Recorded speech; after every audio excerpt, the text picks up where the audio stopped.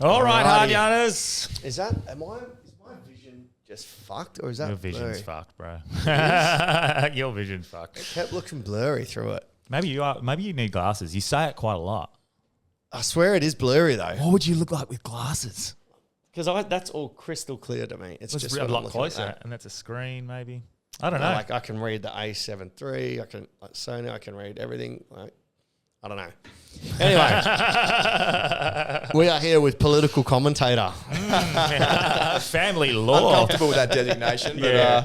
But, Now, Robert Tedeschi. before we get into what we talked about today, which was a Julian Assange special, we are brought to you by alltradescover.com.au, as you can see behind our guests if you're watching at home.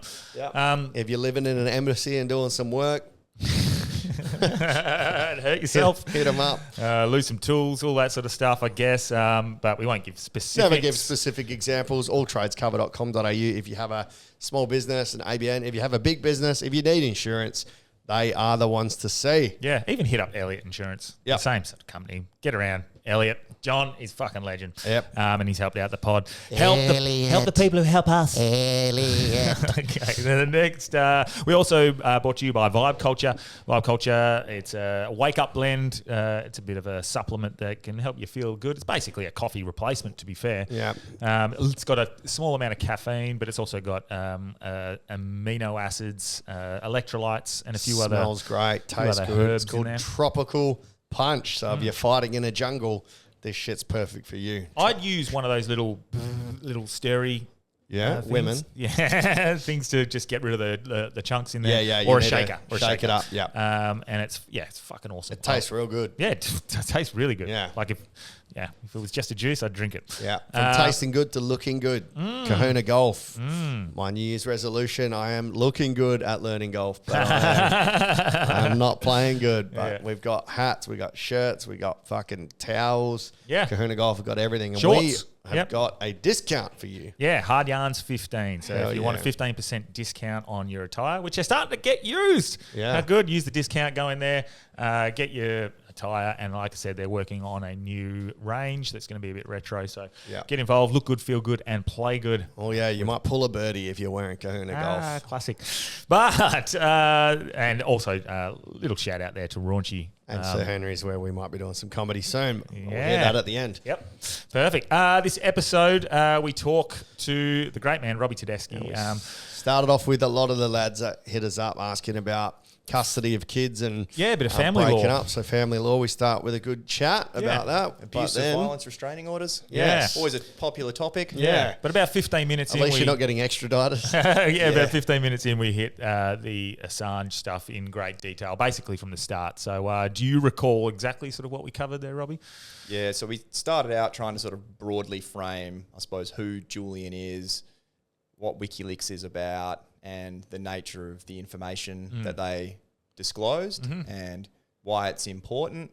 And then we sort of thereafter jumped around a bit, sort of Past, present, first. about Past, present, emerging. the specifics of the disclosures, the motivations behind the US. prosecutions of him, then sort of probably a bit of a disjointed way, some of the arguments that have been advanced most recently for the appeal hearing that was recently had as to why or why not it's arguable that he shouldn't be extradited. So If you keep seeing Assange in the news, this is essentially like a little breakdown of who he is, what he did, and what's happening now. And it's very relevant. And a pretty reasonable chronological order of events. So So a couple of coming little back and forth, but yeah. Key dates to look out for, April 16 and was it May 20? yeah, so May 20 is going to be the actual appeal. hearing as to whether or not his grounds of appeal that have been potentially permitted should actually be heard.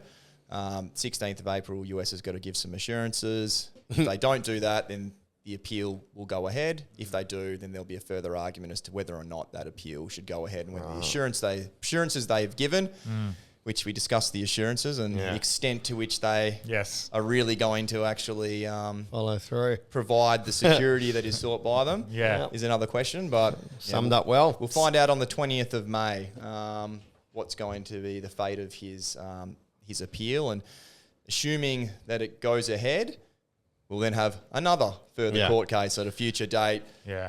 To have a further argument about whether or not his extradition should go ahead or not. So it's switch on your political ears, guys. like anything in the frickin' law, it takes about 10 years to get anywhere, and in the meantime, like the human at the centre of it sort of. I think lost it's much like West Coast Premiership. I think at the end of this, a lot of people are just going to be frustrated at the whole fucking thing. Yeah. It's so fucking annoying. Yeah, but it is very good frustrating. episode, and really appreciate it. It's a good detailed breakdown if people want to really understand the Julian Assange situation. So Let's get Assange. let's get hard. Welcome to Hard Yarns Podcast. I am fucking fat. Anything Chris White says, please disregard it. 5D is actually a state of being. It's a unity consciousness. That was Hard Yarns with me, Frankie Rose. So I'm going to throw it over to your co-host. Daniel Delby. And Cameron Branch. I would do this and then I'd gong. Free in attendance for the millions listening at home. Let's get hard. Never sit up straight. No, cool. That's good. That's good. All right. Yeah, she's hit him with a Fuck yeah. a VRO. And I was like, fuck, bro, like, just because she's butthurt over them breaking up and not working. She doesn't legitimately need protection or Nah. afraid for her well-being. Nah, It's he just went to she's pack upset. He went to go collect his stuff, and because he owns an expensive knife block from his kitchen, that was one of the items that he got, and she reported him because it was threatening. Oh, yeah. And like he came over to pick up the rest of his stuff and smiled at the doorbell, and she's reported that as a threat. Smiling at a doorbell. Smiling at a doorbell. That's a new one. That's pretty threatening. Oh, very threatening. So I was like, I thought of you, and the plight that a lot of men go through. I understand that the rule is there to protect those that need it immediately, but these guys are just having their children taken away from them by women that are abusing ex-partners. Does the Couldn't think of VRO anything extend to worse. the kids as well? Does it Yeah, protect the he's- children as well as Yeah, her? so he can't see his kid. He wants to be that. He wants to be a dad. Yeah. And she's so butthurt that she won't let it happen. She's just going to try to Is he a prevent that fuckhead though? relationship. No, he's one of the nicest men I've ever met in my life. Really? Man. Yeah, biggest sweetheart ever. I've never seen. I used to play footy with him sad. from 14. He's like happy. That hurts. It's- Yeah, I mean, I see the opposite at the moment with another person, yeah. and the Where the guy's a dick. guy's been. He's the reason you do have those Yeah. laws in Yeah, place. I fully understand that. But I just either think- way, it's just like fuck. How does it get to that point? Yeah. It's Is the sad. system broken like that, or is that? it's a referendum on how you deal emotionally, I reckon, Yeah. with the breakdowns of these sorts of relationships. Because like the example that Branchy just gave, like, Yeah. this guy's obviously not coping with it. Yes. He's probably in his own mind. Oh, he's justifying the behaviour based on He's so how he clearly feels still in about love something. with this, and that is actually quite sad. Like 'cause that's yeah. like fuck, he's hurt and he doesn't know how to handle his emotions. It's one of those things, at the end of the day, when someone breaks up with you, it's some fine balancing act between fighting to get them back, which can be like a redeeming quality or something that can be, really Yeah. valued Yes. by a woman versus no means no. Yeah. Yeah. And then it ends up being one of those ones you're like, well, that's, for example, this situation, he's not endangering the kids in any way. Yep. But the actions he's taken probably in front of the kids is not a great example, and it's damaging to the relationship. Yeah. All you want to see is parents get along. And that's one thing I'm so happy about me and Steph. Put aside any differences, and we're just doing. We're fucking really good now. So How long do you really reckon good. it took you to get to that point? We were though? pretty good from the start, to be Yeah, fair. like compared to Couple sort of the of little- baseline of what you can see. Yeah, a couple of little hiccups here and there, but that's just it ends up being so when you're in a relationship, you talk to your partner differently. Yeah. Sometimes you might get more aggressive and yell, Yeah. and you realize Or emphatic. I couldn't talk to you like that. You'd go fuck off, bro. Yeah. What the fuck? And then we're not together anymore. We can't talk to each other in that way. Yeah. You get like a shorter temper. You're like, oh no, we have to talk and then you realize that's how I should be talking to everyone. Yeah. Anyway. Yeah. So Yeah, the hardest part is dealing with someone that doesn't love you and you love them, and trying to that's an ego. to come Yeah. to terms with that.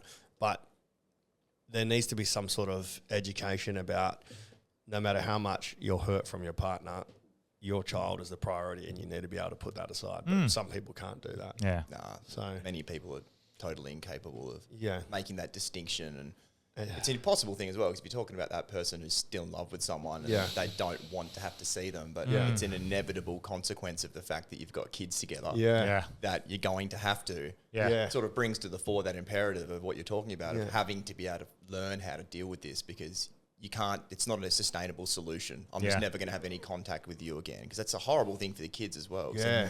They don't see their mum and dad doing handovers and stuff, which is an important thing. Yeah.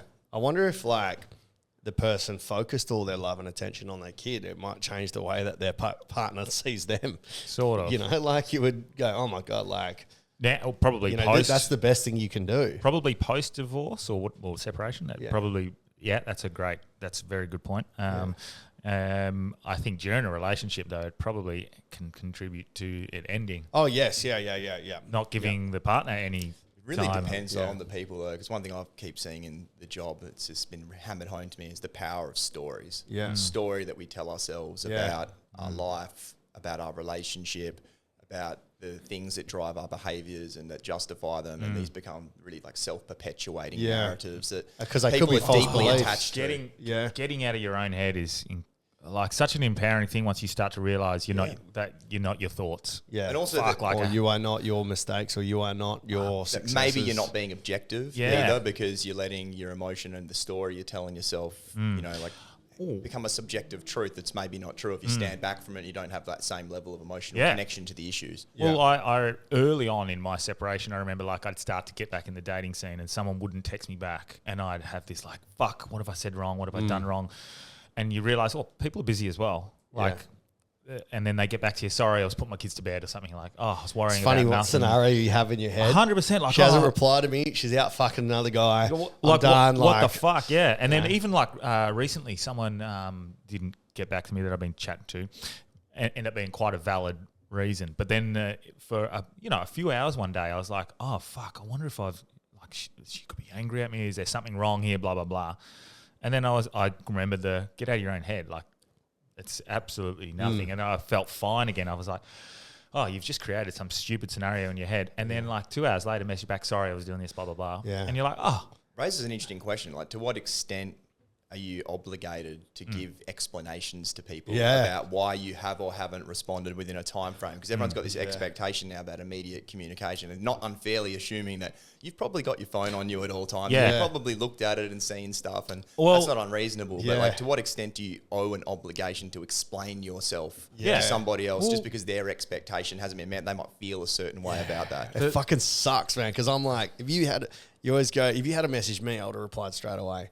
But not everyone's like you. No, and also like that, it's exactly the same. I'm the same. I'm like, I'll quickly just put the effort in. The other day, that exact person that I was like worried about, they messaged me, and I took 2 or 3 hours to get back because I went to message, and then something happened with Scotty, and I forgot.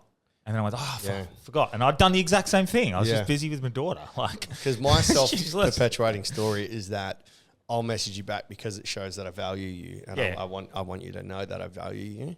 But then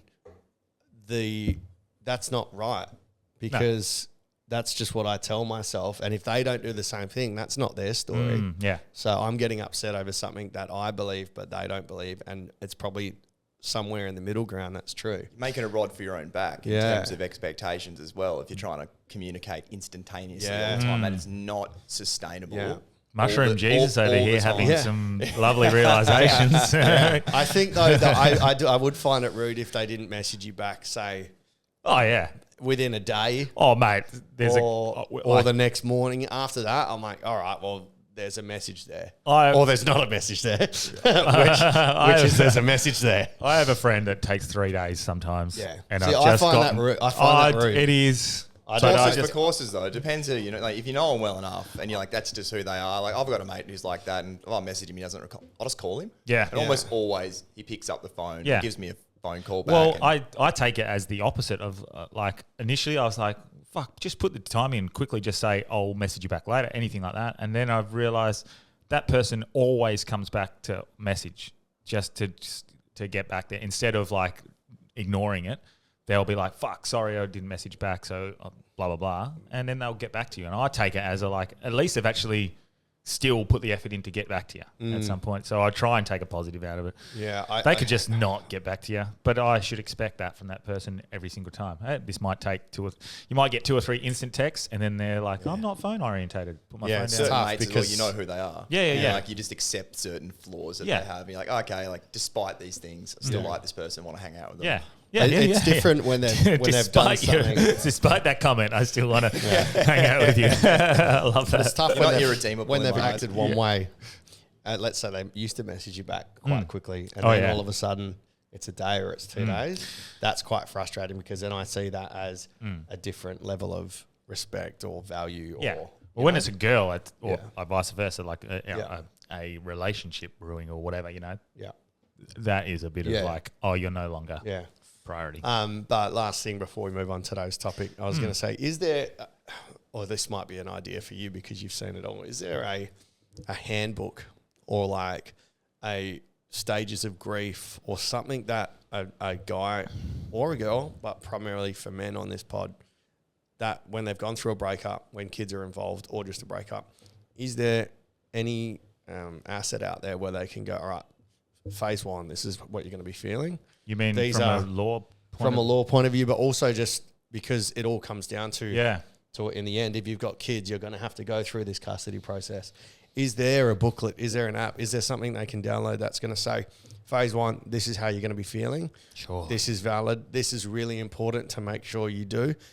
Do not, under any circumstances, do X, Y, Z, because all it's going to do is result in this. So you can spell it out for guys to be practical. And 10,000% there's a book like that. is there something like that? Like, I reckon there'd be fucking hundreds of books like that. There's No. probably a book or something or a pamphlet to that effect. Yeah. Like I don't know what it is, but there's definitely courses and things that are run by like social services, like Relationships Australia and Anglicare, that have courses about post-separation parenting, for instance, which like puts the focus on the children and the need for positive communication.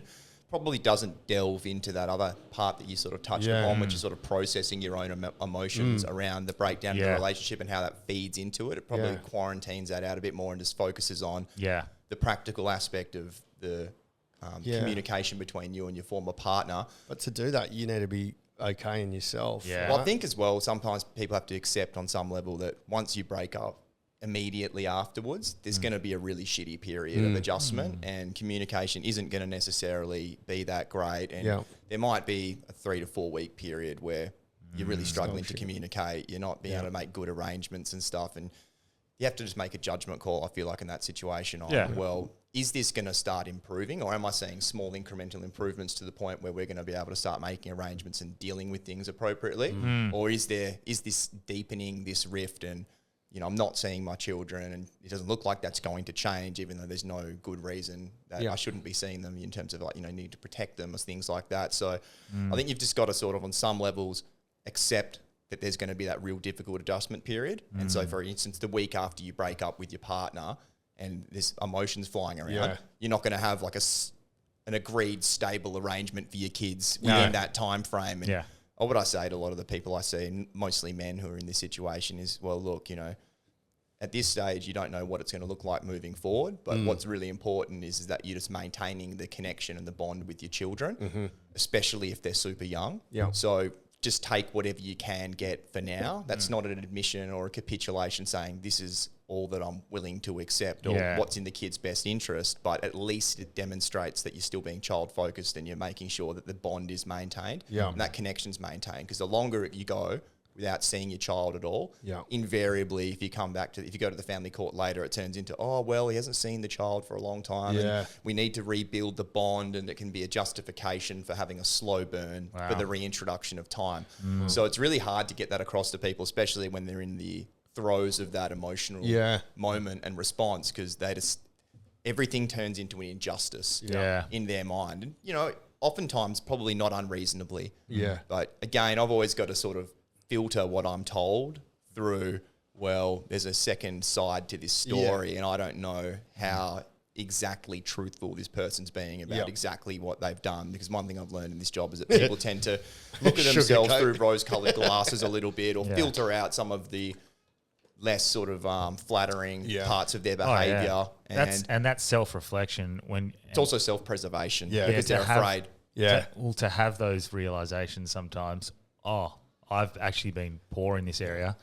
That hurts. No one wants to make admissions because Yeah. they think that any admission at that stage is going to be fatal to their relationship with their children. And then it always sort of flows back to that and the circle of logic that's going on in their head. And you can understand that again. Well, we were just talking about like my use of my phone and my impact on my daughter, and realizing that I felt like I was actually quite good in that aspect compared to other parents, regardless. But now having seen this time period where I've actually just literally put the phone away, not put it in my pocket, put it away, and seen the impact that it's made, it made me go, fuck, how vacant was I?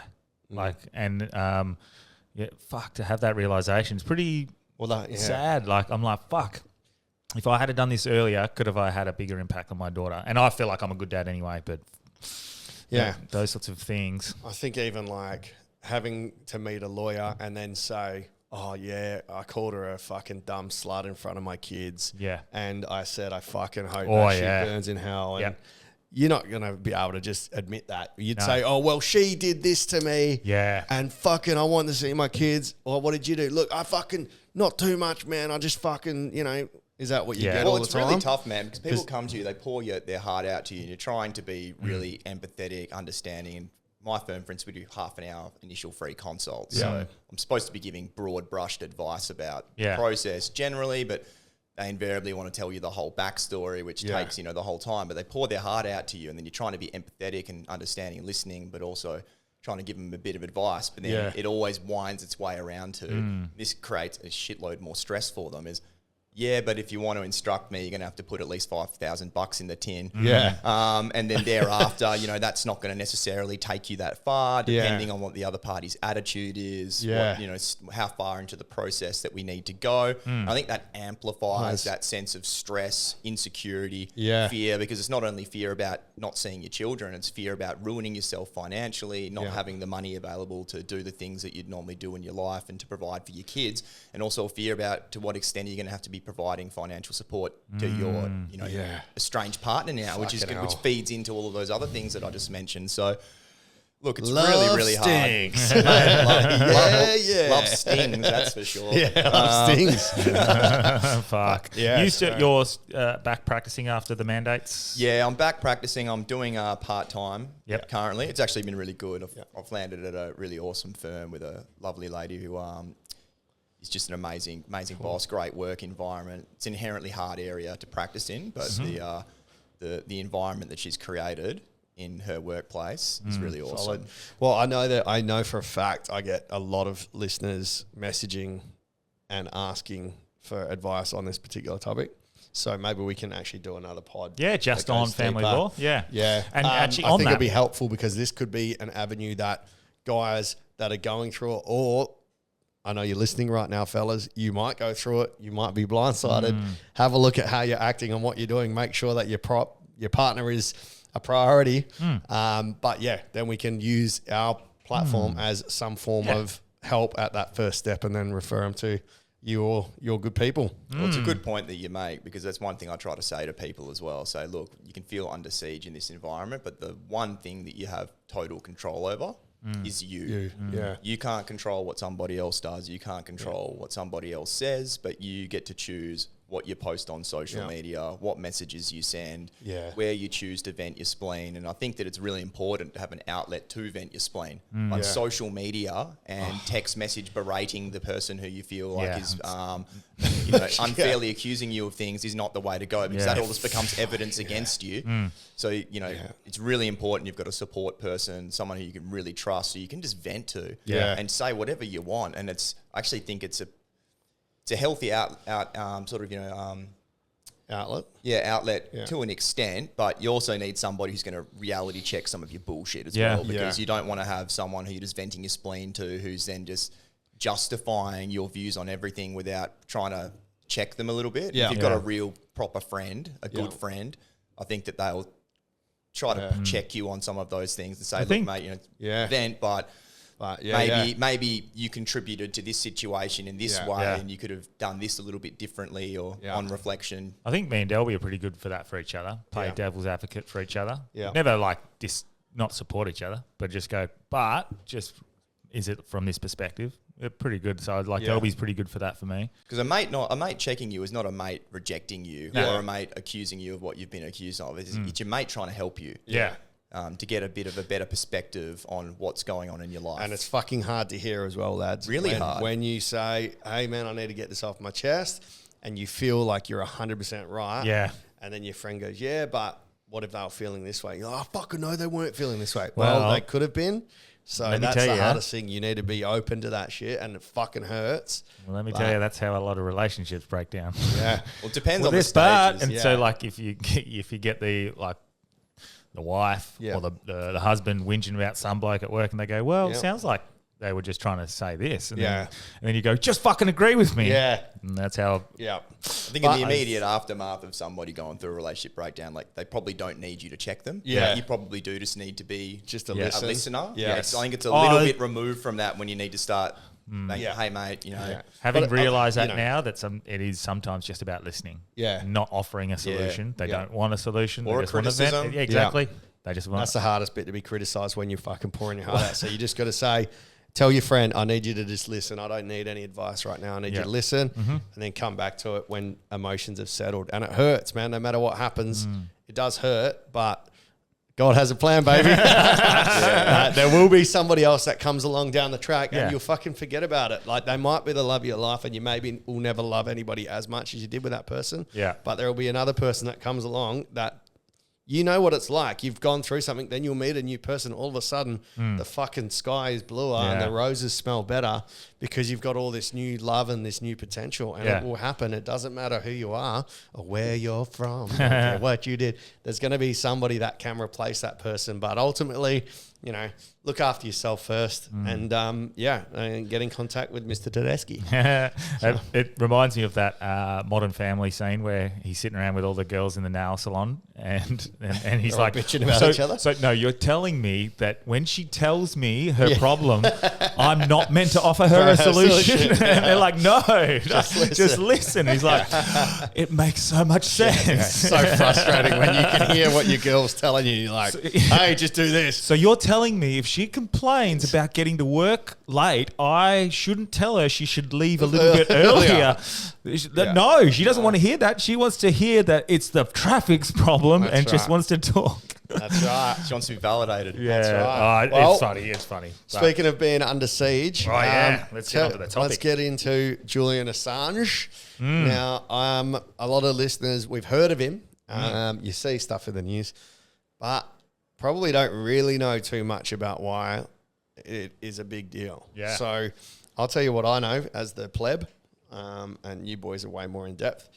So from what I understand, Julian Assange has been trying to be extradited by America. That's right. I always get him confused with Snowden for WikiLeaks. Oh, yeah. But was he reporting on either war crimes or some form of crime against people?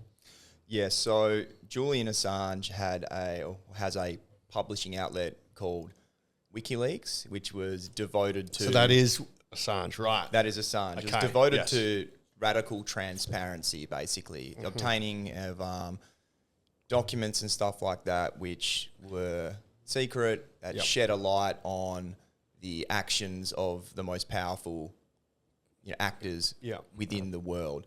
Now, a lot of the information that he was able to obtain through WikiLeaks was from Chelsea Manning, originally Bradley Manning, who was a intelligence analyst in the United States Army, and she ended up disclosing to Julian an enormous amount of top secret documents, which basically, in summary, they were detainee briefs, significant activity reports of the wars in Iraq and Afghanistan, and various diplomatic cables, which basically contained diplomatic communications between the United States, various consular outlets, and the Secretary of State in the United States, which had heaps of sensitive information about sources of different types of intelligence, the true views of diplomats about other diplomats in other countries. And in the course of disclosing all of this information, a whole bunch of stuff has come out about war crimes that have been committed by the United States. Knowingly. Yep.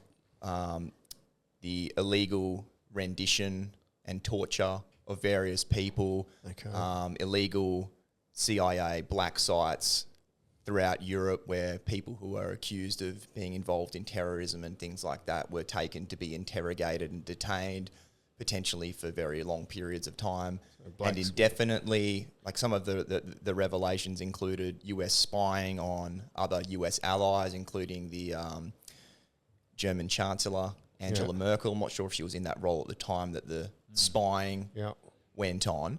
But basically it exposed a lot of criminality and machinations of state power, right, which have raised real questions about, I suppose, the bona fides of these actors, but also the purposes and the effect of various wars that are being waged by the United States and throughout the world. And what seems probably the most suspicious is, prior to him reporting on these sorts of actions, he was celebrated as such a he was given awards for his journalism and how good he was at getting some of this information out there. As soon as it turned against the likes of Hillary, and I think prior to that he was reporting on. Do you recall who he reported on earlier? Where I think the Democrats specifically were pretty much celebrating him. Do you remember who that was? Oh, I can't remember that specific example, but different political parties and figures associated with them have flip-flopped on Julian Assange, depending on whether the disclosures that came out from his published documents benefited them or not. I know that WikiLeaks, I think, was involved in the leaking of all the Podesta emails, which exposed the corruption within the Democratic National Committee when Hillary was running against... wasn't running against Trump, but ultimately ended up running against Trump, but when she was running against Sanders for the Democratic nomination. Was there involvement with Seth Rich in that one? Was that the one where he was allegedly the person who leaked it to WikiLeaks? I'm not too sure. I don't know who Seth Rich is. So Seth Rich is the guy who got shot in the back. He's and got mugged after leaking those emails to... I guess I'm pretty certain it was Assange or WikiLeaks. Yeah, I think it was WikiLeaks. I think they tried to tie the leaks that went to WikiLeaks to Russia, but that's never been proven. I think it's been pretty. But who gives a fuck who leaked it out. if it's evidence against? I mean, does it matter who leaks it? Well, I don't really think so. I think that what matters is what's in the content, the documents. Yeah. And that's part of the issue, or the broader issue that's going on with Julian. It's less about what's in the documents and more about getting him and making it a referendum about his character and his personality. And he's been subjected to all sorts of smears and attacks, including allegations emanating out of Sweden that he engaged in like unlawful molestation, unlawful coercion, molestation, and rape. That's what everyone gets accused with when they're not happy with what they've been saying. The way I see it in footy terms is they start playing the man instead of the ball, because you don't want to have an argument about the principle, so you make it about the person who is trying to make it about the principle. Like, they're an irredeemable human, or they're is there horrible truth in to some it? way. The allegations in Sweden. Look, I don't think so. From my understanding of the background of that case, the women who made the complaints didn't actually believe that they'd been raped or molested or unlawfully coerced into anything. My understanding is that he'd paid one of them for sex, and he might have taken the condom off during sex, and she wanted him to get a test done to see that he was clean. And that she didn't consider that he had raped her or anything like that. And he was never actually charged with anything in Sweden. But as part of the backdrop to this, after the Swedish prosecutorial authorities started investigating these... Prostitutorial or prosecutorial? Prosecutorial. After they started investigating these things. Oh, Delby, you just threw me out of my my chain of thought there. Yeah. My chain So of thought after there. they started investigating the man instead of the ball, and I asked if they were proven true. No, so that they weren't proven true. They started investigating the allegations, and they sought his extradition to Sweden. Now, What? So hang on. Before he was in Sweden, where was he going to be extradited from? so he was in the UK at the time. And he's an Australian. He's an Australian. He's an Australian citizen. And he was in the UK when this was happening. So is this the first thing he'd been to came Sweden, up? and then these allegations occurred in the context of him being in Sweden. Yeah. Then he'd left Sweden, and he's in the UK. Is this before WikiLeaks was out, or is this during? No. Yeah. What's the timeline here? So all of the major leaks Yep. came out in 2010. Yeah. And these allegations emerged after Okay. the WikiLeaks dump Right. of Okay. documents That makes sense. onto the WikiLeaks website. So Sweden sought his extradition. He resisted the extradition.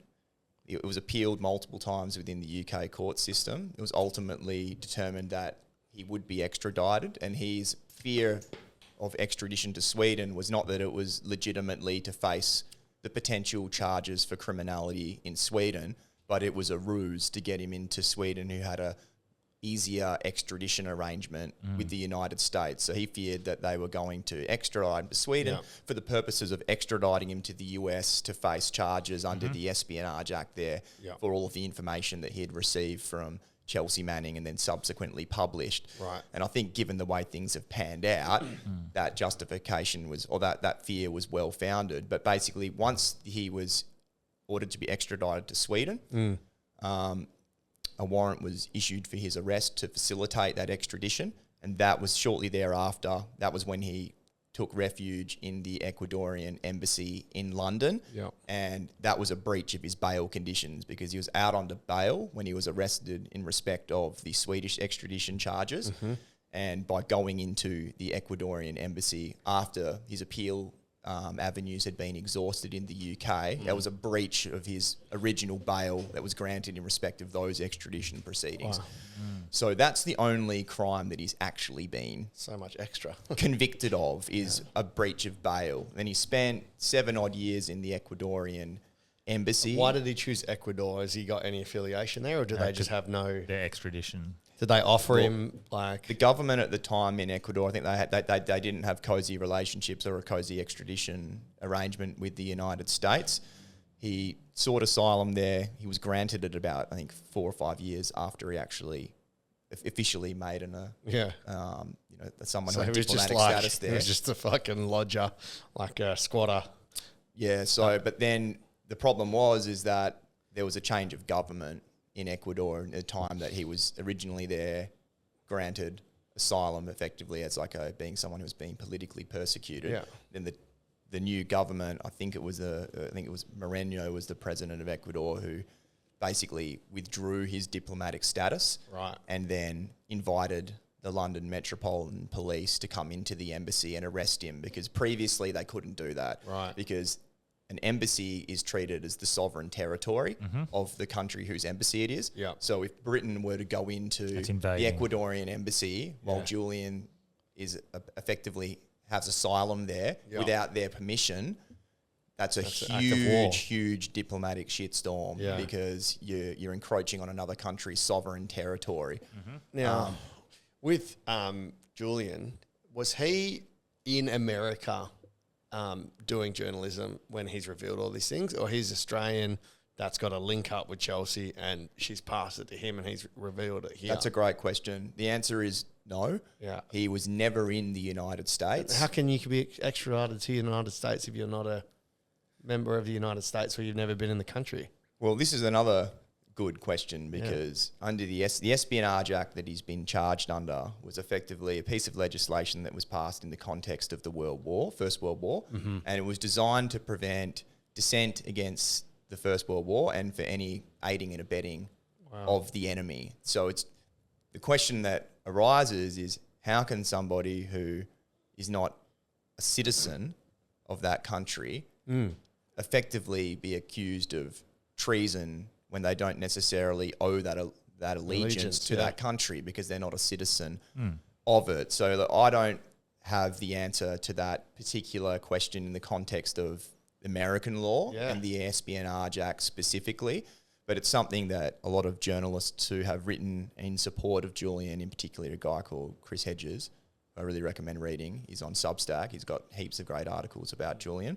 He's raised this issue, is that, well, how can he be accused of treason when he is not even a citizen of the United States? And that point that you make, he was never on US soil when any of these alleged offences is it because we're allies with America and it could be seen as an act of treason to an ally country? Well, as part of the decision that's just been recently made, they talk about the purposes of extradition law. And part of extradition law is accepting to some extent the criminal justice systems of the other. And also there's this fear that if there's an extradition arrangement in place and you don't comply with it, then it's going to discourage extradition requests that might flow the opposite direction. So if the UK refuses the US's extradition request of Julian, then that might lead to the US refusing UK requests for extradition of people from the United States, and then this might perpetuate some form of fugitivism from argument sucks justice. Though, because that would have to be the US denying a extradition request of an Australian in America. Well, look, the thing you have to remember about not extradition is that each extradition is governed by a treaty between the two states who have entered into it. And then the extent to which that treaty applies to individual citizens can then somewhat depend upon the extent to which that international treaty between two states has then been incorporated at domestic law. So there's this annoying legal distinction that's there. So in the sense that in Julian's case, for example, the current appeal that's going on, it's not about the merits of his arguments against extradition. It's about whether or not the judge who made the decision to refer Julian to the Secretary of State in the UK to make a decision on extradition. So I've just lost my train of thought there a little bit. Well, the judge is talking about whether they're capable of making the correct decision? No, so whether or not the extradition treaty has been incorporated into the domestic law of the UK in the exact same terms. So, for instance, one of Julian's arguments against extradition is that the extradition is politically motivated. And under the extradition treaty between the United States and the UK, extradition for a political offence is prohibited. The High Court in England has ruled that there's no arguable case to be made for that on Julian's behalf, because in the UK, the domestic legislation which governs extradition doesn't have specific clauses in it about extradition for political offences, only for political opinions.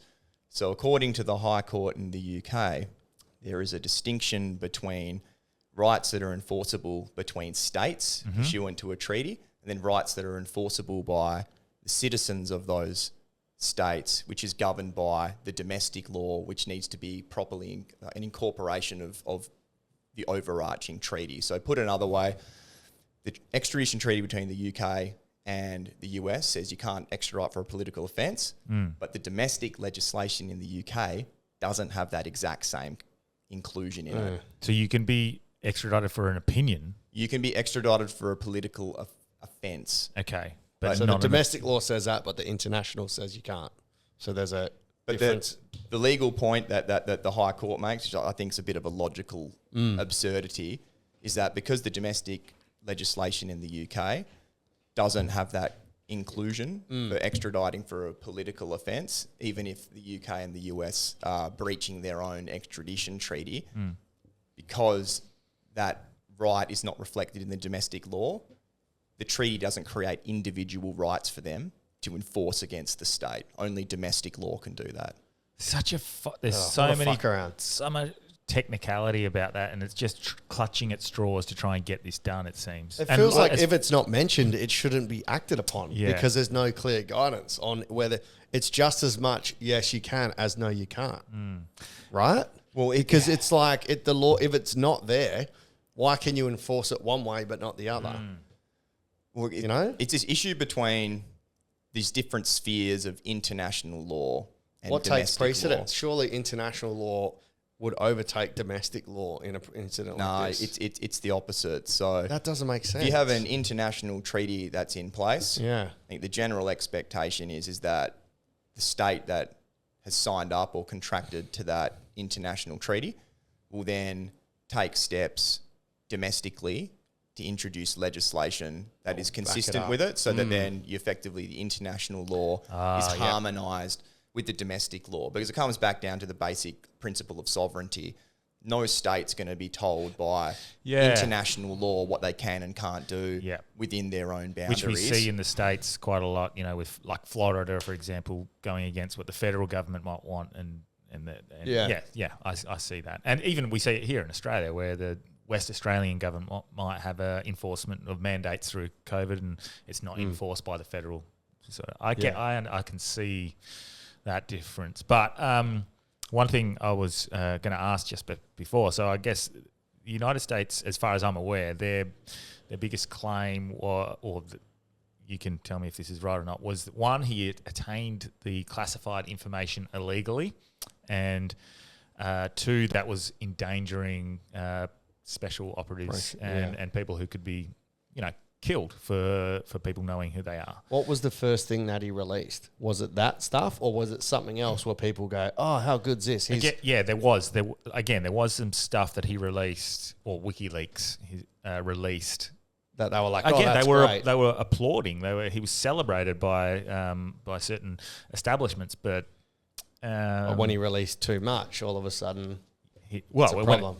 As Robbie said before, like it's when it depending on which establishment's being having information released against, that seemed to be the depending on who was going to hate him at the time. But it seems like he's pissed off the wrong people. So broadly, what you described in terms of what he's been accused of is correct. They're saying that you've illegally obtained classified information. That was the information that came to him from Chelsea Manning. Then he's disclosed that information. Yep. Has Chelsea been in trouble? Yes. Yeah, Chelsea Manning's had a huge torrid time of it as well. Yeah. Probably I think she's living freely now, though. Yes. But that was considered quite a large win. It was for the conservative right as well. That's a big what's the word?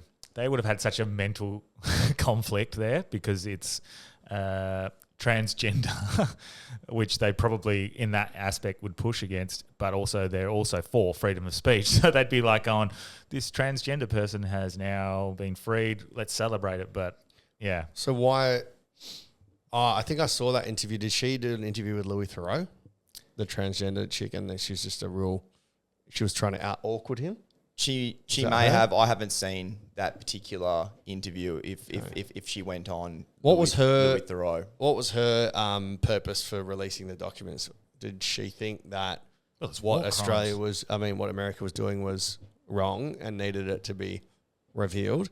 And my second part of that question would be, who decides on whether or not disclosing it is illegal or just really good journalism? I think her main motivations were being disgruntled with the way that the war was being prosecuted. Yeah.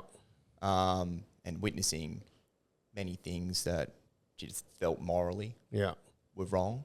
Yeah. And that a light needed to be shed on these things so there could be a proper conversation in the public, correct public spheres about whether or not we should be in these places prosecuting these wars and doing it in the way that they are. I think that was broadly her motivation. I read a book that she wrote last year, but unfortunately my memory is not that good and I can't remember. But she delves into her reasoning as to why she leaked the material to Julian in this book that she wrote. Is the material, including the famous leaked footage of shooting of the collateral rooters murder visual and the civilians. What's Yes, that? Can you tell us about that? I don't know Okay, about this. so this is probably the most famous disclosure that came out of the leaked things that WikiLeaks published. It was a video of 2 US pilots in a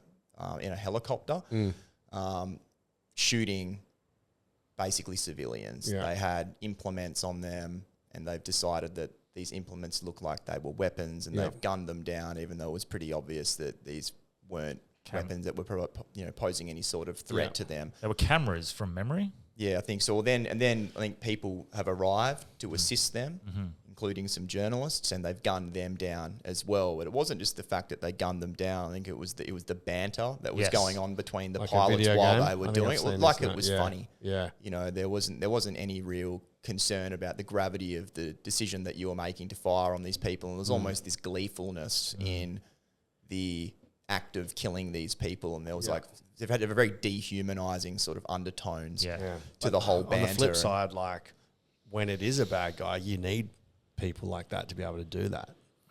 You know, You've got to be to able put to the shoe on the other foot. It's If you want your freedom and you're trusting these people to go in and be able to kill without being affected, if for whatever reason, now obviously they were innocent civilians, but if 3 of them had been, working for the enemy and the cameras are taking footage that could put people in jeopardy, is the argument not the other way? Well, we need this to happen and it's a casualty of war. Perhaps you could make that argument. Yeah. I think it was more so the nature of the banter specifically. I think it spoke to some sort of, like the culture or the attitude towards the people and the reasons for firing. Yeah. That I don't think that they felt that they were under threat. Yeah. But it was, is there some sort of idea or undertone of, dehumanizing some of these people to the point that they're just expendable, who can just be gunned down indiscriminately, and we can take pleasure in You're doing also something like that. creating a culture that then hates the Western civilization and wants to create a new thing. This is how things like ISIS or the next, what are they called? Next group, the next militia group are formed. The country goes in, absolutely demoralizes a state under the guise of protecting and trying to free them, but they've destroyed all of their infrastructure, all of the people, killed them with that sort of attitude, and then you're just creating hate, and we see that ongoing every single time. The next generation who has just been destroyed, or their parents have been destroyed, or their countries or their cities, go on to form their own militia group that ends up being the new one that we're fighting against. Instead of the way that it always feels to me, the way that America, specifically America, goes in and destabilizes countries ends up just creating far worse situations. Did any of the WikiLeaks come out with true intentions and ideas behind each war? Like in the cables. With the weapon of mass destruction, did they find out that they knew that there wasn't any there? Or was that a conspiracy theory? In Afghanistan, was it going there for the Taliban, or were they trying to exploit resources? Did any of that come out? Certainly not about any of the WMD stuff, because it all post-dated WikiLeaks. Those wars. Yeah. The documents that were released didn't relate to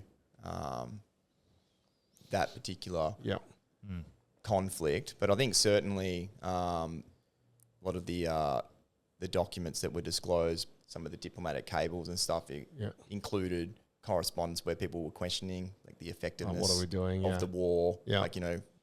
And going unheard, or what are we really doing? Why are we doing this here? Yeah. Why so are saying we that putting behind people closed in doors, harm's but way? publicly backing it. Yeah, I don't have the specific pinpoint references. I can only really speak to the broad brush. There's a lot of revelations that came out. Yeah. How did they get it? Like, was it hacked illegally, or was it people hard drives voluntarily giving up? That's a giving good up the question. information To WikiLeaks? Yeah. So Chelsea Manning reached out to Julian Assange. So WikiLeaks on its website had basically sought that certain people, whistleblowers or people within, So they could dump onto WikiLeaks. so they could bring forward certain types of information, and they could disclose it, and their anonymity would be protected. That was the big thing about WikiLeaks. They're saying, if you produce stuff to us, we will protect you. Now, how did it come out source. that it was Chelsea Manning? I'm not entirely sure. I think that what happened, there ended up being some sort of investigation, and there were a bunch of, as part of that investigation, they were looking at her search histories. There was some sort of search engine that she had access to, where you could search for different types of classified material, and I think they ran the username with the search terms. Then they were able to marry this up to all of the material that ended up getting downloaded by Chelsea and then subsequently uploaded to Maybe that's why she an online changed into server a woman, just to try and get that anonymity from the man to a woman. Yeah. But and because then that's interesting that it's all been given up voluntarily and no one's hacked it and taken this information. Well, that's part of illegally. the charges. They're saying that Julian committed a conspiracy to commit computer intrusion or computer hacking, and they've relied upon a chat log that exists between Julian and Chelsea, where he's effectively asking her to provide information and speaking with her about trying to hack further encrypted computers, which might give them more access to a more expansive databases or allow them to do searches that would be under another person's So that is name. a bit So illegal. So, Right? well, That's what they're accusing. that's part of their argument. it's true. Part of the United States argument is they're saying, well, when you look at the charges that we've charged Julian with, we're not seeking to persecute him for his political opinions.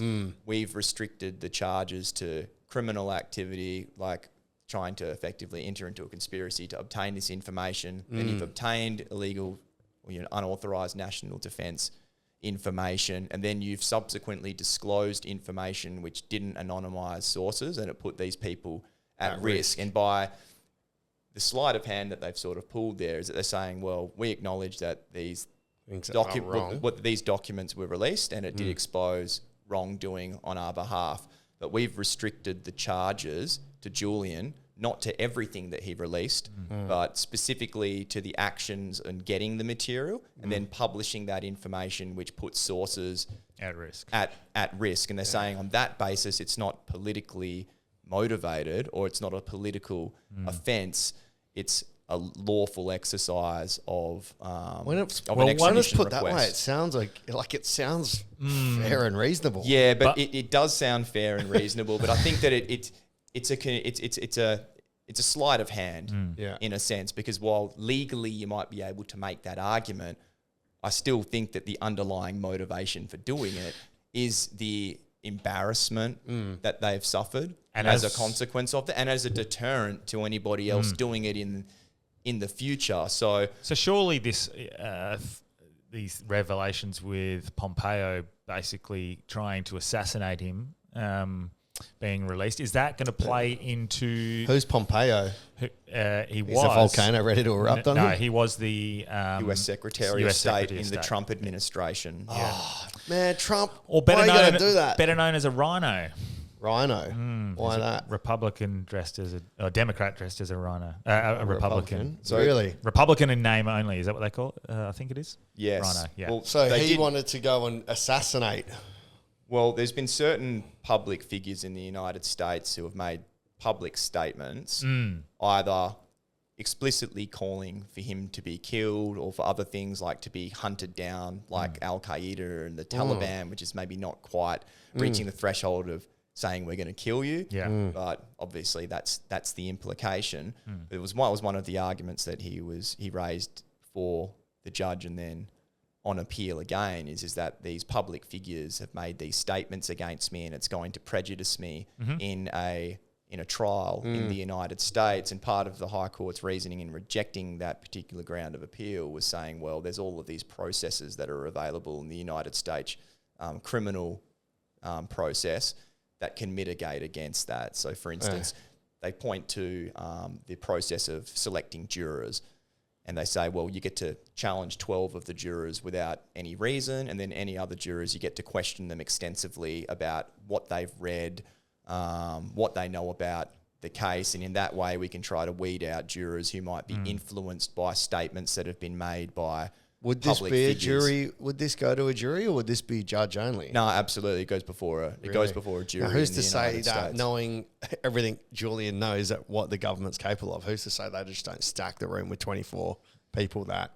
But this is exactly Well, what that's they're saying. that's their the argument. point that the High Court was making in rejecting the argument that he won't get a fair trial, is that there's these processes to weed out jurors who will be potentially adversarial to him. And one of Julian's arguments as well. They could all be, because they could be chosen by the people that are putting him onto trial. You Well, could have 24 people that you know. The defence gets to challenge the jurors. The Yes. defence and the prosecution both get to challenge the jurors. And one of the things that Julian raised in saying that the legal process won't be fair is that the proceedings themselves will take place in the heartland of the CIA, and that it's going to be hard to find anybody who's not either working within defence or connected to defence somehow. And that was rejected on the basis that there's 6 potential districts that they can draw the jury pool from, and in only one of them there's 1.1 million people. And once you take into account the challenges that are available to jurors and the questioning of jurors as part of the selection process, that they're saying, well,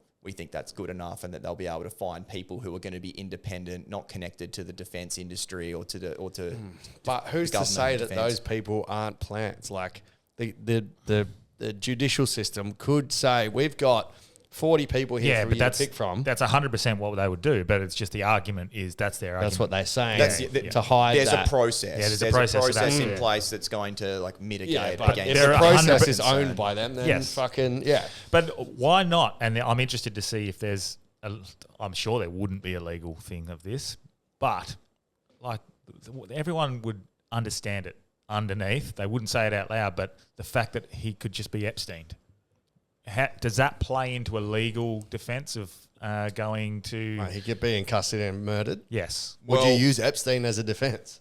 One of the reasons that no, he killed Julian's himself. extradition was originally rejected by the first instance judge was because it was going to be oppressive and he was going to be a potential suicide risk. And part of the reasoning behind that was that there's all these sorts of measures that the United States can put on you once you're in the prison systems called special administrative measures, which is effectively like a euphemism for putting somebody in solitary, cutting them off from the general population, but also from their legal advisors. Wow. And things of that nature. So it was rejected on the basis that the US is not going to be able to safeguard his well-being, Ironically, and we're going to reject the extradition request on that basis. And then on appeal, the United States are able to get over that decision of the first instance judge by giving a bunch of assurances saying that we won't subject him to special administrative measures, and if he's convicted in the United States of these offences after he's exhausted all of his legal rights and his appeal rights, if the Australian government asks for him to serve his sentence in Australia, then we will facilitate that request. However, those assurances were heavily qualified.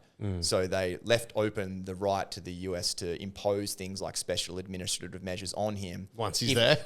If he does things that breach certain rules over there. So it wasn't an ironclad assurance, but in the eyes of the appeal court, who granted the US appeal, which was against the original decision not to extradite him, they said these assurances are good enough. Yeah, wow. And on this basis, we're going to... Because it's not like extradite America him. have ever lied about crimes they've committed, which is what Julian has released. And going back on that, is there a place in which the content of what was revealed will be prosecuted? Is there a place for that? Or this is the same as go back to the DNC leaks, in which they basically...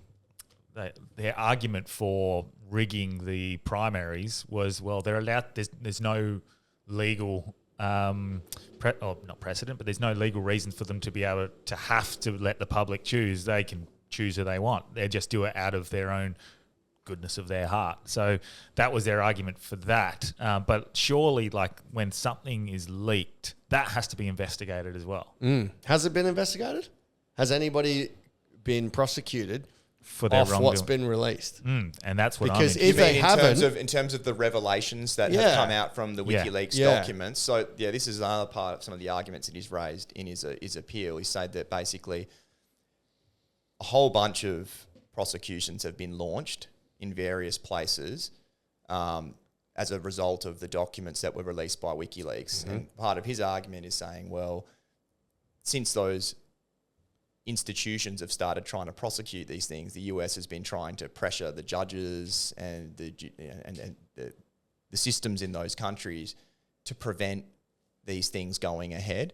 And they tie it to a particular decision from the International Criminal Court.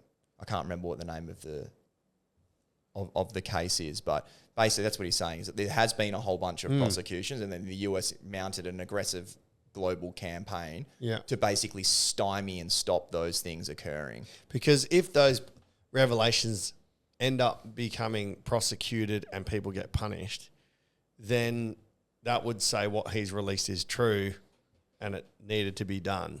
If that act was illegal, then maybe as long as everyone gets prosecuted, maybe that's the price you pay for releasing the documents illegally, right? If no one gets prosecuted, or if there was no harm done, then he shouldn't be prosecuted for releasing something that's When not the harmful. High Court looked at this issue, like they looked at all of these things and they addressed it in their reasons, but they basically came back to technical legal points saying, well, even though all of these things may well be true, because of X, Y, and Z legal technicality, it's not something that the judge actually had to take into account. It was either irrelevant or it was not admissible in some way. So the state of play has been Julian Assange in 2010. When was WikiLeaks launched? 2010?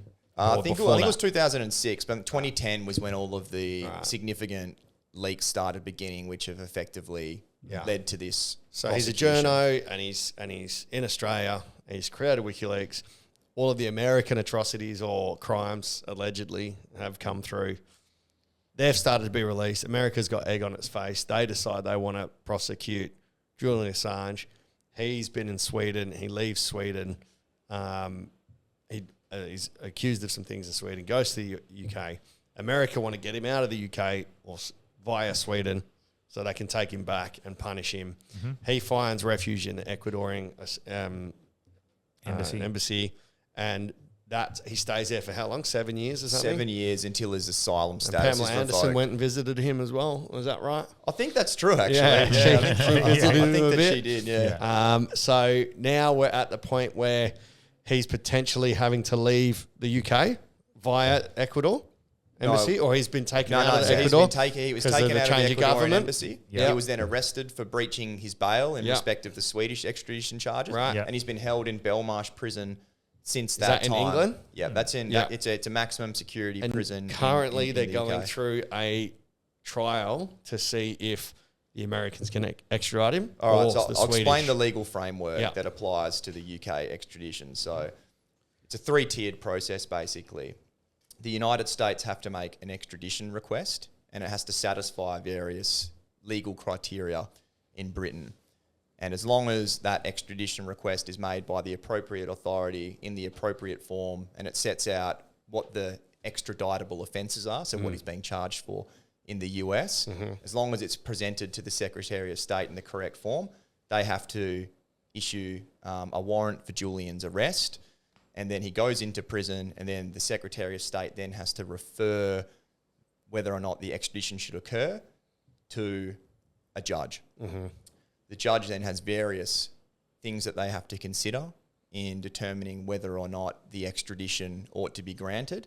And there are some specific prohibitions in the UK domestic legislation, the Extradition Act, saying that if the judge finds, for instance, that the extradition is motivated by his expression of his political opinions, or if he will be prejudiced at his trial by virtue of his race, religion, or his nationality, or things of that nature, then they have to deny the extradition request.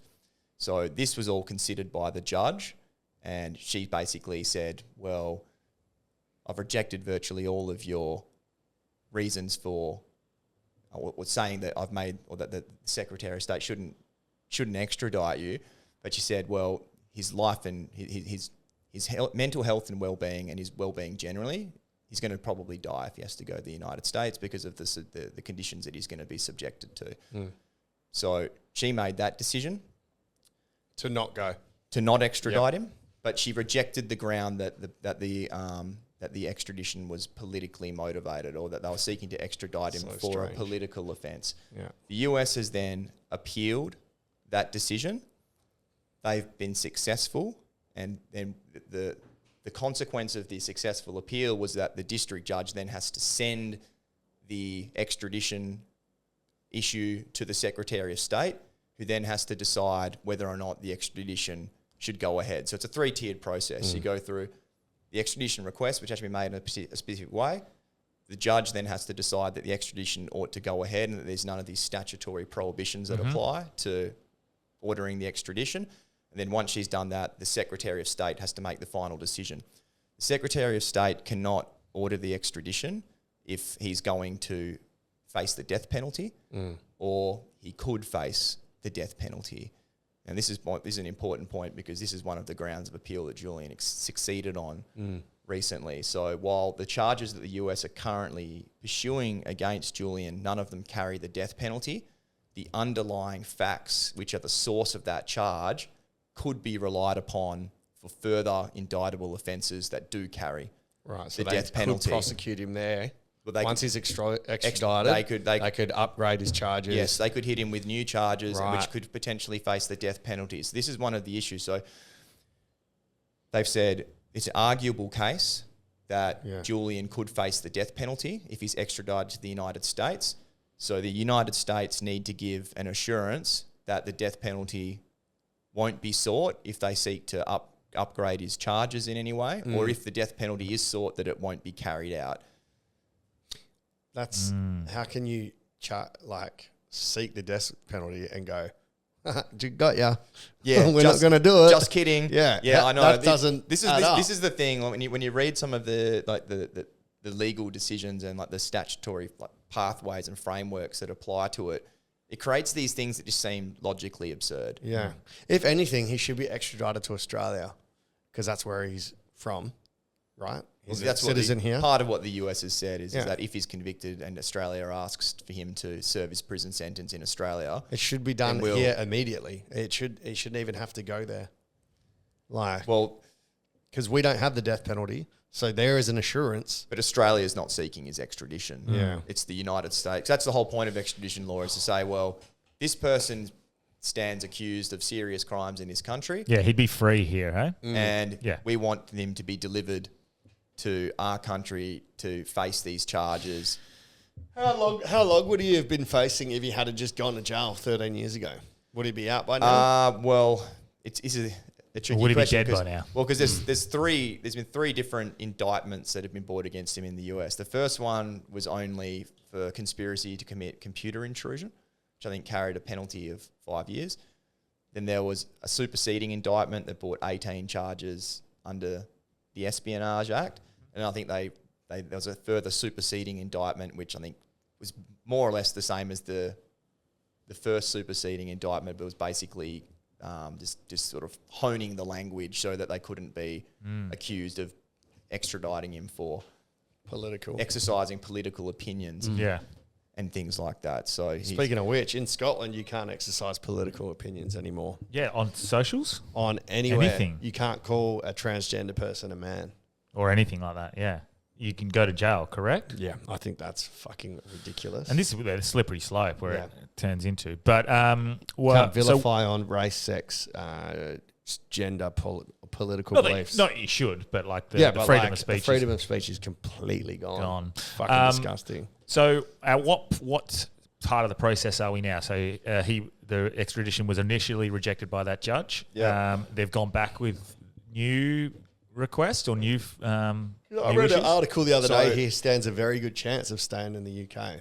They said it was news article I read. Where it stands now is that the hearing that they just had, it's not about whether he will be extradited or not. It's about whether he should have leave to appeal the decision of the judge in the first instance, and then the decision of the Secretary of State to rubber stamp the extradition. So the argument is only about whether it's arguable that either the judge or the Secretary of State made the wrong decision. And then, Has the Secretary of State already made the decision? yes, they made So their decision. he's at the That's point part of where what, that's Secretary part of of what they're State. appealing. So And he said, "Yep, you got to go." So if the US the US has got until I think the 16th of April to give assurances directed to whether Julian Assange will or will not be afforded First Amendment free speech protections in the United States, because one of the grounds that they can't extradite or that have to reject an extradition request is if he is going to be prejudiced because of his nationality. And one of the federal prosecutor who's running the case had to swear some affidavits or give sworn statements to the UK courts. Which means fuck all, really. But And basically what he has said is that the US may argue at Julian's trial that First Amendment free speech rights don't apply to him because he's not American. He's not a US citizen. and we're trying him for crimes against us as not a US citizen. He may not get those protections, and that's something that the US might argue. So the US has to give assurances to the UK courts in respect of whether or not they're going to potentially run those sorts of arguments, or whether he's going to be denied free speech protections under the First Amendment by virtue of his nationality. And they also have to give assurances in respect of whether or not they are potentially going to use the underlying facts that are the basis for the current charges to upgrade those charges to something that could seek the death penalty. And they have to basically say, we're not going to kill him, and we're not going to deny him any First Amendment free speech rights. And if they putting that proceed very to broadly. do that, does the court case get thrown out and he gets to leave? So if the US don't give these assurances, he'll be granted leave to he will be granted leave to appeal these previous decisions, and it will go back to the High Court to make it actual. Is that it after that? If the High Court, so if the US don't give these assurances, they then have the argument about these I think it's 3 grounds of appeal that they've granted leave on, subject to these assurances. And then if the High Court there decides that, yes, the decision of the first instance judge was wrong because he was going to be unfairly prejudiced by virtue of his nationality, or that he's likely he could face the death penalty. If the High Court then decides that those two things are made out, and that the judge ought to have decided not to extradite him or send the decision to the Secretary of State to extradite, then he'll be free. So why would they appeal the judge when the judge said they weren't going to extradite? Or is this another judge? This is okay. So sorry, the first instance judge, yes, because she ruled in Julian's favour, yes, although not on the points that we think are the most important. Basically, Julian's position at the appeal of that, because the US appealed, he was like, well, whether or not we appeal other aspects of that judge's decision depends upon the outcome of this appeal. Yeah. Because we don't need to appeal those things if the first instance judge's decision to not extradite because of his mental health and lack of protection, even though we say that those other grounds should have been granted, the outcome's the same. He wasn't extradited. So because the US succeeded in that, then Julian had to bring a further appeal seeking leave to such like a little schoolyard fuck. You think, well, he said this, but we want this. But I didn't do that. It's a very, very convoluted process, and this is part of the broader issue, right? And this is you're getting bogged down in the legal technicalities, but the reality is this: he's been in prison in Belmarsh for a long time now, since I think it was 2019 or 2017 or something like that. He's been going through legal processes in circumstances where he's in a maximum security prison for forever now. And then if he gets extradited to the United States, he goes into a whole nother set of legal proceedings, which are going to take years and years and years to grind through. So even if, let's imagine that he does get extradited to the United States and by some miracle he's acquitted there, or he's not found guilty. He's been subjected to something like 20 odd years of imprisonment while waiting a trial. And what a great deterrent that is, because even if the decision ends up coming out in your favour at the end of it, it's like, well, this is what we're going to put you through. And that's what... It's weaponising the judicial system, or in a sense using it as a way to punish someone before they've actually been convicted of something, because what you have to go through in that process is just so horrible. Would they need to give him some sort of compensation payout for it? If he's as if it matters. I don't know. I highly doubt it. And I have no this is idea what, about that, but when we went to see John Shipton speak last year, and that was the biggest point Julian Assange's father made, was that this is they've already won. They've already punished him. They've already destroyed him. They're torturing his son, and hearing that was fucking heartbreaking. Hearing a father talk about his son being basically tortured for, upwards of 14 or so years already. Like, that's fucking nuts. That's crazy. Well, that's what I mean as well. So it's not really, when you step aside from all of the technical legalities and you look at what he's actually going through, and that's an example to anybody who potentially thinks about doing something similar in the future. It's like, do you want to go through this? Because this is what we'll put you through. Well, if that's what it took to get Pamela Anderson, I think I'm willing. God, mate, I don't know, mate. I don't think Pamela's quite at that level anymore. I'm willing to go through that. Gone. Mrs. Anderson. And I guess, like, in regards to the punishments, like, they would be a deterrent themselves, I think, to a lot of people. Well, he's facing 175 years. Wow. Under the Espionage Act. So there's 17 charges that carry a maximum penalty of 10 years and one charge that carries a maximum penalty of 5. Would you serve it concurrently, or would it have to be stacked end on end on end? I'm not sure. I don't know enough about the US legal system, criminal legal system, to comment on that. I suspect that he'd have to serve Did I see the whole term. Did I see? I know he said he would for Edward Snowden. Robert Kennedy Jr. said he would pardon Edward Snowden. Had he made any assurances for Assange that you're aware of? None that I'm aware of from RFK. But this is the thing as well, is that it was interesting because the Obama administration, I think they got the wheels in motion, or they were thinking about indicting Julian in respect of these disclosures that flowed from Chelsea Manning. But I think that they paused it. They didn't ever actually fully stop the process. But it was when the Trump administration came in that the indictments all started coming down. What does Trump think about him? Do we know? I think Trump's flip-flopped on him. Yeah. I think he was very happy when the WikiLeaks stuff came out with all the Podesta emails, because obviously that was something that assisted him greatly in demonising Hillary and running with the narrative of his election campaign at that time.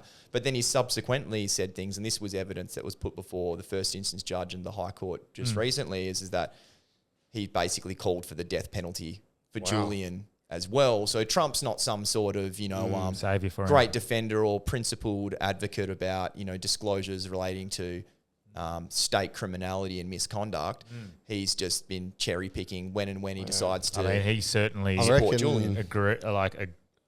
I think in regards to the Kennedy assassination, he was shown documents, and I remember he's said to I guess it's all hearsay, but one of the guys who he's friends with end up saying to him, Trump said to him, if I showed you the documents, or something along the lines of, actually, if I showed you the documents, you wouldn't tell the world either. So the things that I guess he also understands national security and a bigger picture. So potentially he looks at someone like Assange as a threat to a bigger picture as well. Everything he's been going through now, though, with them fucking fining him potentially for all dumb shit, yeah, and he's having it happen to him. Yeah.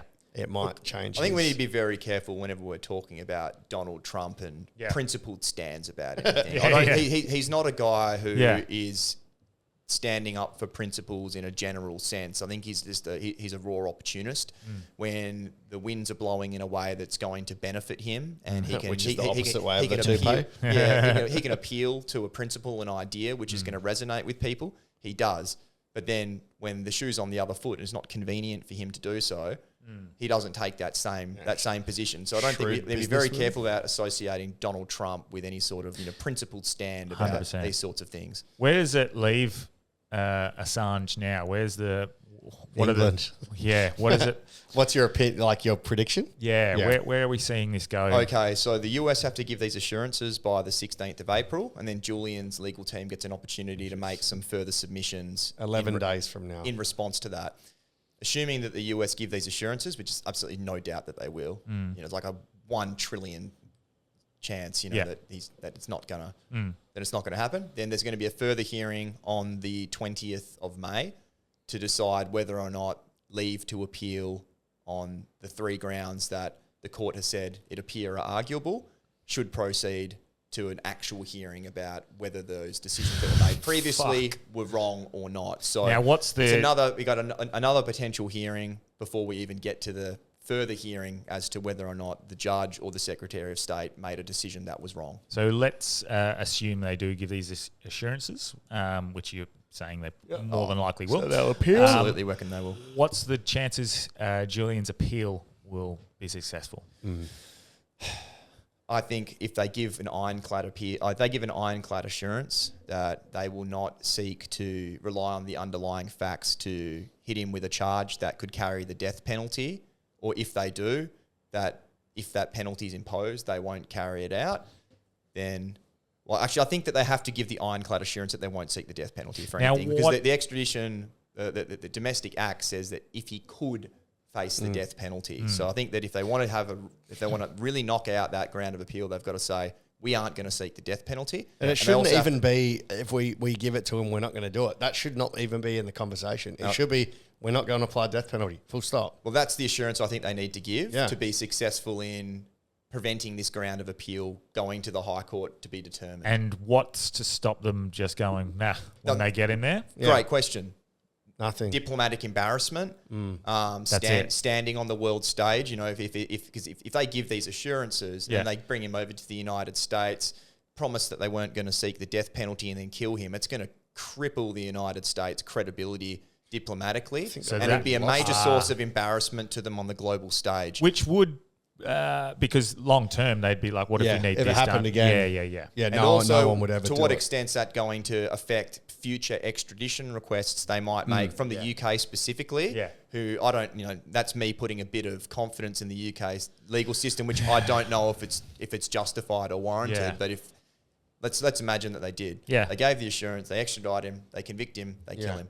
Then somebody else like Julian comes along later and is holed up in the UK and they make an extradition request. They don't get that. Surely, if the same issue came up again and they had to give these sorts of assurances and they gave them, you'd be able to point to that case and say, well, these assurances mean nothing. Yeah. And if you're not allowed to extradite because he could face the death penalty and these assurances are supposed to address that specific issue, we can't place any confidence on those assurances. Therefore, he still could face the death penalty. There's hard facts and evidence about that in the past. You cannot extradite him. I feel like that should be how it is anyway now. And then have they given assurances, or is that part of it to give assurances that he will serve his term out in Australia? So they don't have to give they've already given assurances about serving his time in Australia at the previous appeal when the US appealed the original decision not to extradite him. So these assurances are directed to 2 discrete issues: whether or not he will be denied First Amendment protections in the United States, that's the right to free speech, or whether he's going to face the death penalty or not. Those are, in broad terms, that's at the essence of the assurance. If he was going to serve time in Australia, so if he goes over there, did you just say they've given assurance that he's going to serve time here? So if he gets charged there, does he then come to Australia to serve his time? What they said is that if he's extradited to the US and he's convicted, once all of his legal avenues of appeal and whatnot have been exhausted and he's been sentenced, if the Australian government requests that he serve his term in Australia, we will accommodate and we will facilitate that request. But again, it says if Australia requests, and who knows what may or may not go on diplomatic back channels saying, well, this is what we've all said publicly in the court, but you're not going to ask for that. You're not going to make that request. And then what? I don't think Australia would, because we're America's bitch. Yeah. And then what if Australia all of these assurances are... we're going down a negative path, I guess. But all these assurances are made. The death penalty is not given. He gets done with whatever they want to get him with, and Someone murders him in prison. yeah, Yeah, that would take away all of those, and that surely must. Does that come into I consideration would be arguing legally? facts of deaths in prison in America. Because when they go through the legal, it's very strict what you can and you can't look at. And the stuff that we're sort of delving into now, it's in the realm of hypotheticals, not even conspiracies, but it's conjecture and speculation. Yeah. We're talking about things that may or may not happen. So you can't argue legally against that. But it must I'm not saying be- that those aren't valid concerns either. Exactly. Absolutely they are, because I would not be surprised if that were to happen. But equally, if the objective of the US government is to deter and to make sure that other people don't engage in similar things to Julian so that it never occurs again, or that people really think carefully about doing it, what's a better way of punishing someone? Subjecting them to a life of deprivation, restraint of your liberty, or just killing you? I reckon I'd rather be killed in the US prison system than be forced to serve 175 years, not seeing light, not having contact with people. He could full martyr himself and organise his own death. Well, this juncture for him, there has been some talks, and I don't know if this is just, BS that's been flying around in the media, but apparently there has been some suggestion that there might be a plea deal in the offing, which could see him potentially walk away from this. And look, if there was a plea deal that was on the table for him to have his liberty, no one could begrudge him for What taking kind of that. plea deal would it be? I don't know, because Just do 5 years and we'll... There's just been a general sort of there's been a few articles that have been floating around lately saying that the Department of Justice is considering offering him a deal to plead to certain charges, and it'll be I don't know exactly what the terms of that will be, whether it be a significantly reduced period of prison, a term of suspended imprisonment, or no imprisonment at all. But anything that could potentially get him out of this situation at this juncture, even if, someone might want to perceive it as not going down with the cause or abandoning the cause, no one could begrudge him for it, because he's suffered so much. And look at what he's revealed for all of us, for our sake. Didn't do it for himself, for us. So two things I want to touch on quickly as well. So one, that if he does get extradited to America and he starts to fight the case, what are his chances in that case, and what would he be arguing against, and what would he be using as his defense? Oh God, I'd be speculating too much. I think that he will definitely try to rely on the First Amendment, right of free speech, and the right of a free press. And then it's going to be a question. There'll be some sort of balancing act that needs to be struck between the right to the freedom of speech, the right to the freedom of the press, but legitimate governmental need to potentially curtail those freedoms, because under the law, those freedoms aren't absolute. It's funny because if you're going to prosecute someone in your country under your judicial system, they should be allowed the same amendments that everyone else in the courtroom has. Right? Like, well, that's just logic. That's part of Julian's You should be given the argument. First Amendment if you're being tried by their court, which their people live by. That's their code of morals and ethics, which they're forced to live by. Well, in the High Court decision I was reading, they refer to some other cases where there was some sort of plaintiff and they had foreign affiliates who were part of the case, and they were denied certain protections under the Constitution because they weren't present in the United States. Wow. And this is the big question for Julian is, can he raise First Amendment protections? And if he can, is it arguable that they shouldn't apply to him because of his status as a foreign national, or be restricted because the issue that the criminal charges relate to is national defence information and national security things? So now you've spoken to us about this before, but the lawyers. What are they called? Privileged conversations being spied on? Legal professionally privileged, How has that not been used as a precedent to get this, or not precedent? Julian had his conversations eavesdropped on, so he got his own WikiLeaks. Yeah. Glad you brought this up, actually, because as part of the proceedings before the first instance judge, there was some evidence. So there's another criminal complaint that's going on in Spain that's been bought by Julian that relates to the security, the owner of the security firm who was responsible for the security at the Ecuadorian embassy. And witnesses, they're anonymous witnesses, but they're employees of UC Global, which was the company that was contracted to do the embassy security, have given evidence that they were uploading the monthly Ecuadorian embassy security reports to a secret server, which the United States was looking at.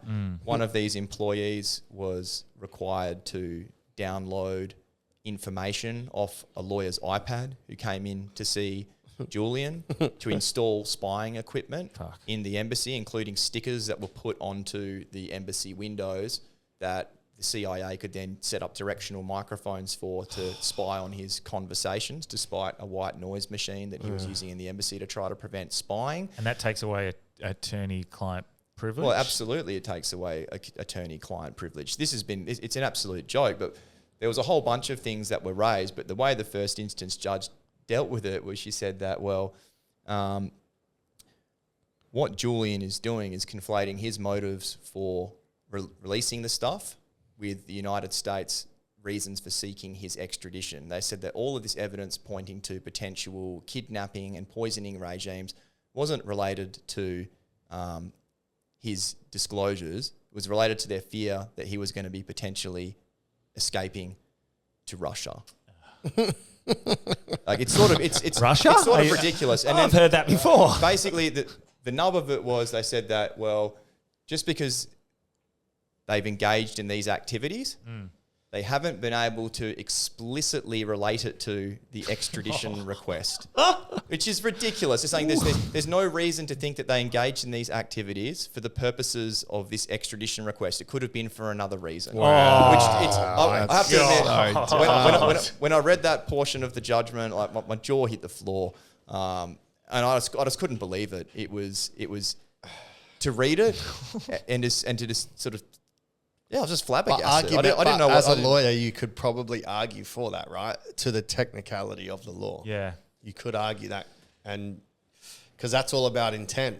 You don't know a person's intent. Speculation, conjecture, yeah. Unless there's some sort of evidence put forward where you have a directive from one person saying to the other, do this because of the extradition. But yeah, the notion that... Because this is the other thing, like one of these witnesses who worked for UC Global and gave the statement to the Spanish courts, they've talked about, that the CIA was talking to them about plans to kidnap or poison him, doing things like, leaving the door at the embassy open. So the CIA squad could roll in and snatch him in the middle of the night and extradite him out to the United States. And that would be an act of war again, right? If you're going into another country to kidnap someone. You'd have to have proof it was the CIA. But if he's gone against his own will, it's not Ecuador. So look, man, like it's basically in my mind, irrespective of what the legal decision or the framework is and the legal reasoning that's been given, because like on a technical point, as a matter of law for some of these things, even though it creates these logical absurdities or things that seem like they are inherently unfair or unjust, like. To the letter of the law, they may well be right. Yeah. However, the broader issue is that this is clearly a politically motivated extradition, and this is designed to deter, to punish, and to neutralize, and I think basically castrate the media. Yeah. So anyone you engage in this. Yeah. This is what's going to happen to you. The deafening silence from journalists is around Australia, like colleagues, is almost understandable. Yeah, because they don't want to be... But they all lie anyway. Media is all fake news. Are you afraid? Well, I was going to say, it's a bit nice doing the Hard Yarns podcast. This will be our last episode. This will be our last episode. And we get muted and castrated on Monday when this goes out. I should tell you, we've been muted. Oh, yeah? So people have been searching for the Hard Yarns podcast. On what? On Instagram. And they've been finding, I got a message this morning, they've been finding things about knitting. Wow. Hard yarns and knitting. Yarns. Yeah. Yarns. And two gay guys that do reviews. So that's us. Yeah. That's good. But and so I was like, okay, I wonder if this is a common thing. And I searched a few people, and it comes straight up with it won't. And I'm not saying search for our thing. You can't find our page. It's when it comes in the suggested what is attached to the hard yarns. Nothing. So that's interesting. Can we email Instagram and just tell them what's been happening? They're probably the ones doing it, Daniel. So Yeah, I know, but like we need a reason. just go, we're aware. Yeah. Potentially. Maybe we should just keep talking. You wonder how those sorts of decisions are made, whether it's just made by An the algorithm social or a media person. platform itself, or whether, somebody makes a complaint to somebody and then it's thereafter imposed. Like, is it in response to a complaint, or is it automatically actioned by someone within the organisation who ideologically has a disagreement? Yeah. Yeah. It's interesting. Well, we'll have to hit them up. Yeah. That's why Patreon, support it, and then we can always be exclusive on Patreon. 100%. Is there anything else you wanted to ask about the topic? I'm fucking very nauseous. So Yeah, we'll finish I'm up there. thinking But about anything you vomit wanted to touch shortly. on before we finish? Oh, look, just Is there that anything it's- Is there anything we can do, like public, like people, citizens? Is there anything People we listening. can do to help in any way? Is it like contact your local government office?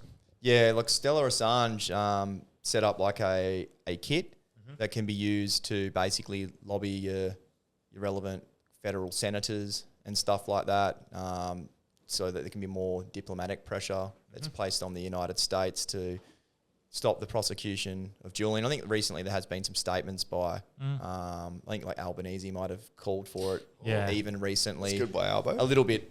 It was a little bit late, but still, I suppose better late than never. I know there was a senatorial delegation that went over to the US recently, calling for the end of this prosecution or this persecution of him as well. So I'm not sure what the website is. If you search Stella Assange, Julian Assange kit on Google, actually, if you do that, it probably won't come up because it's freaking, American curated company. by the algorithm. If you use DuckDuckGo or something, Yeah. and you should be able to find the kit that they've established to try to put pressure on our parliamentary representatives to try to help him some more. I suppose Is this an opportunity for Australia to just go to sort of stand up and be an example and go, no, we can clearly see this is a political game. Like we're just not gonna let it happen, and we're gonna bring him home. Look, it probably is, but as a politician, you're going to have to make a lot of calculations about who you're going to potentially Piss off. upset, and what the costs are going to be for your own career. Not that I'm saying those should be the driving forces, but it's going to take someone with enormous, like conviction and principle and a denial of their own self-interest to do those sorts of things. So it is an opportunity, but the extent to which it will be taken. Be good if we could find someone who doesn't give a fuck about being a politician. You work your way up, and then you make your stand because you don't care about losing your job as a politician. Yeah. That'd be the best way to do it. You just find Corey White. You find political suicide bombers, where you work your way up, and then you find a topic that you find moral injustice, and you blow it up, and then go back to being a tradie. Well, free Assange. Well, That's the what only we thing want. I'd add, Branch, is that do you reckon we could play that video that I sent to you? It might be copyright. So Oh, really? I might put it in the Instagram story, and I don't otherwise reckon low key would go for you for that, mate. no, it demonetize. It's like an instant algorithm demonetizes our. Oh, really? Yeah. Okay. So if you want to cost us money, mate. No. Look, I don't want to, but I think we should definitely put it in the show notes because I think that particular track really gives a great overarching sort of like 100%. look at what at the things that are at play here. Yeah. The consequences that are going to flow to investigative journalism. I think it really explains Julian's plight. Yeah. As well, and the corruption that's going on in all of these various systems which are trying to persecute him in the way that only an epic poet can. Yeah. I'll post that on our Facebook. I'll put it on our Twitter, and I'll put it on our Instagram story and some links. It's definitely and been in the show suppressed. notes. I'll put that up because I did have a listen. It's good. Yeah, it's only got 33,000 views, and that's to me like that piece of art. If that's getting out there and people are seeing that, there's no way that's restricted to 33,000. That's 100% the algorithm reducing with it. backlinks. Yeah. Delby, anything you want to plug before we finish up your nausea? I just got Teach Comedy Night. I think there's 11 individual seats left, but spread around. So if you want to come solo, and I was talking to Wolfie about running Sir Henry's. He's very keen to do it with you. Yeah, I had a chat with him this morning. Because I'm part of the mushroom realization. That specific thing came through, and I was like, I'm taking on too much. So I'd love for you and Wolfie to do it, and I can help. So yeah, it should be keep good. an eye out on this space for Squealing Pig Comedy is what Squealing Wolfie's Pig brand is called, which is you there, Wolfie? fitting. Squealing Pig or Melting Pot? Melting Pot. Melting Pot. We'll talk after. But yeah, anyway, I've got a few shows coming up. Doing a Friends quiz in May. So if you like Friends, that's always a good night. Yeah, that's and good. if there's any Melbourne listeners, I just added Melbourne Teacher Comedy Night. Sydney listeners, I just added a show in Kirribilli Club. So, yeah, lots happening at Daniel Delby. I got nothing to plug. I'm at Laugh Resort, I think in 2 weekends. 17th. So that should be good. Also, sad note, I didn't tell you guys this. My nan passed away this morning. Sorry, bro. Bit of a shout out to my family and friends and uncles and aunties that are not feeling too great today. So just spend some time with your loved ones and don't throw away that time you've got with them. So aside from that... I don't want to plug now, but go on. Dom Sheed and Jeremy McGovern, I'm hosting that on Wednesday the 10th. It's only $20 a ticket, and there's about 20 sales. So, like, if you really want to meet the boys, it's a good one to come to. Perfect. But, yeah. All Sorry right. about you, Nam, bro. Nah, it's all good. Returning to West Coast source. Premiership hero. Yeah. Returning to God, yeah. All right. All right. Hooroo.